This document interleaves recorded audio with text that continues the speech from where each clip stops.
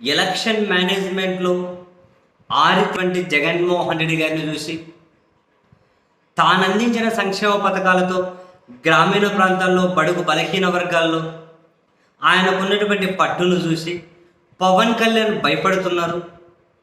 నియోజకవర్గాన్ని ప్రకటించడానికి ఎంత టైం తీసుకున్నారో చూసాం. సరే, పిఠాపురం నియోజకవర్గాన్ని ప్రకటించిన తర్వాత జగన్మోహన్ రెడ్డి గారు పగడ్బందీగా అక్కడ ప్రణాళికలు రచించుకుంటూ వెళ్తున్నారు. ఒక్కో మండలానికి ఒక సీనియర్ నాయకులకి బాధ్యతలు ఇచ్చారు. అక్కడి ప్రజలతో వాళ్ళు నేరుగా ఎక్కడికక్కడ కనెక్ట్ అవుతూ ఉన్నారు. ప్రభుత్వం చేసిన మంచి, చేస్తున్న మంచి, చేయబోయే మంచి, పవన్ కళ్యాణ్ చంద్రబాబు కోసం ఏ విధంగా పనిచేస్తున్నాడు, ఇవన్నీ విడమర్చి చెప్పి ఆ కార్యక్రమాన్ని మొదలెట్టారు. సో పవన్ కళ్యాణ్కి మళ్ళీ భయం మొదలైంది. నేను కాకినాడ ఎంపీగా పోటీ చేస్తా, మోడీ అమిత్ షా చెబితే ఏమో వాళ్ళని అడిగి చెప్తా, పెద్దలను అడుగుతా అంటే చంద్రబాబు లాంటి వాళ్ళను, ఇవన్నీ అడిగిన తర్వాత నేను పిఠాపురంలో పోటీ చేస్తాను, కాకినాడలో పోటీ చేస్తానని చెప్పి నిర్ణయం తీసుకుంటా అన్నట్లు ఆయన ప్రకటించారు. ఇప్పటికే అటు జగన్ స్ట్రాటజీస్, ఇటు తన మీద తనకు నమ్మకం లేని పవన్ కళ్యాణ్ ఇంత భయాందోళనలో ఉంటే ఇవన్నీ చూసి తాజాగా పిఠాపురంలో పవన్ కళ్యాణ్కి మరో పంచుబడుతోంది.